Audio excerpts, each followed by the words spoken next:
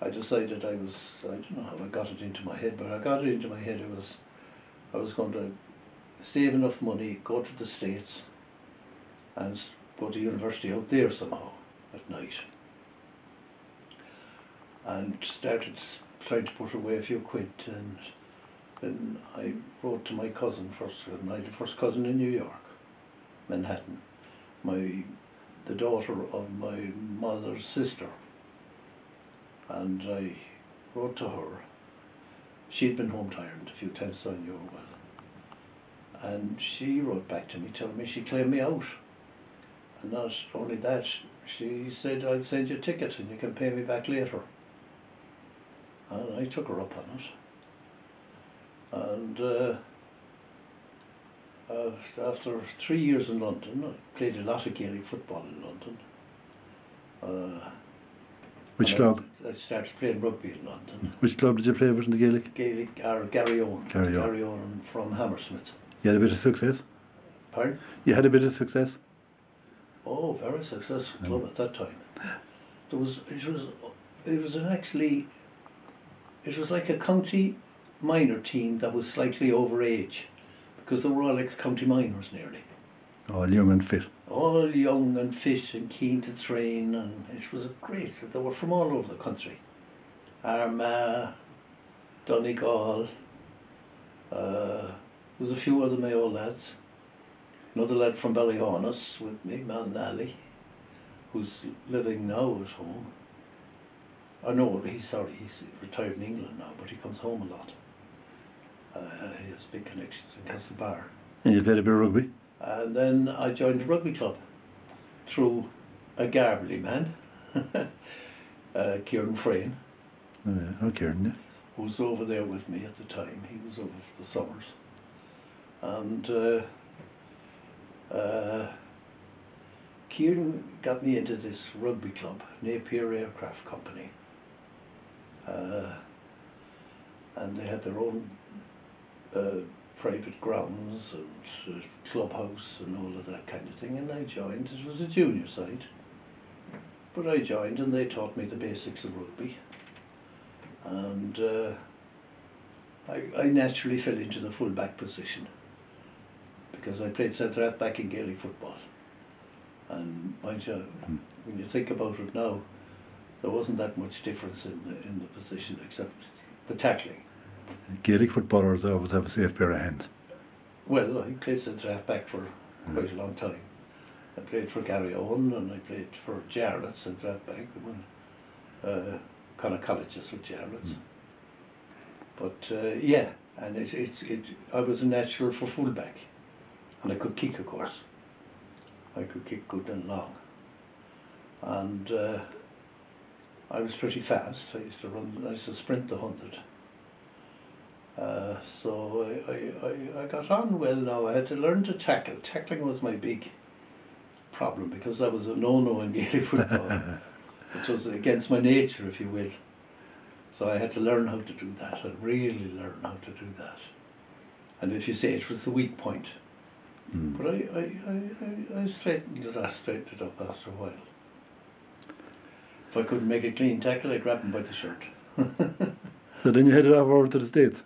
And then it came to pass and I went to the States in 59. Yeah, end of 59. Got a job over there immediately because I had no money. And I got a job actually with Pan Am. I got a job in reservations with Pan Am, of all things. Telephone reservations. And I was at their head office. They had a big centre there for telephone reservations. And I was there and doing nicely at that. It was a night job, which suited me because I could work around in the afternoon then, and I didn't go to work until 3 o'clock. And you see, the whole idea was I was going to go to university, night or part-time or something. You got around to that eventually? And I got around to it. I felt my way around. And I went down to my cousin's boss, actually advised me Jewish man, very smart man, to go to visit Columbia, which is in New York, and wasn't actually that far from where I was staying with my aunt. And went down there and met a wonderful man. He was the professor of the accounting department in the School of General Studies. And the School of General Studies at Columbia was, now you have to remember, Columbia is a huge university. It was about 50,000 students around that time. And it was all split up in schools, like Columbia College was the core, and the original school was Columbia College. That was a liberal arts undergraduate. You couldn't do anything but liberal arts. You could specialise in something like pre-engineering or pre-med, and they had the highest percentage of undergraduates getting into medical school from Columbia in the country. It was a great pre-med school, very famous. And What course did you take?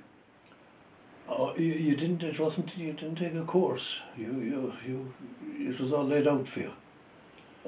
It was a liberal arts school, but you had all sorts of requirements. About 2/3 of the degree was required, and 1/3 would be electives, what they called electives.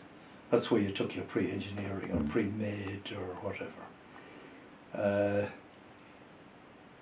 But it still was all the sciences, if you know what I mean. Mm.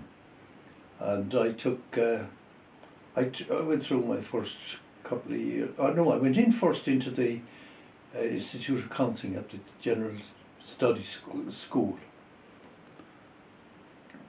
Got to know some people in the college, campus. We started a rugby club, and I got a lot of personal publicity in the Columbia newspaper, the university newspaper, and that kind of thing. And the next thing was I got an invitation to two friends actually to visit the college. So I went down to visit the college, and one of the lads that was in the rugby club with me was an assistant director of admissions there. So he made sure I got all the right introductions, and I met the director of admissions, and we got on very well together. I'm called Harry Coleman. He's died now, but he was a wonderful man. And after a while he said, "You think about coming to the college?" I said, "That's what I'd love to do, but I couldn't even think about that. It's too expensive." And he says, "We'll look into it." And one thing led to another, and before you knew it, I had an application into the college, and I was given a grant and aid scholarship. And next thing I had a scholarship. It didn't cover my room and board now, it just covered my academics. And I went in there as an undergraduate, pretty old one, amongst all the young fellas. There seemed to be nothing there but 17-year-old geniuses. And as I say, it was one of the top schools in the States. So to be in the same level as Harvard and Princeton and that, and to get into those Ivy League schools, they have an exam in the States that everybody takes to go to university, and it depends an awful lot on how well you do on that exam, what numbers you get. But because I was considered an advanced and Mature student, I didn't have to take it. And I took a few other tests, and the next thing I was in. And from once I was in, then I was, you know, you could only work part-time, you couldn't keep it up. Any job, you know, you a part-time job. So I kept the part-time job, and the aunt supported me. She kept me. What did you do part-time? Oh, I did various things. Anything? Anything.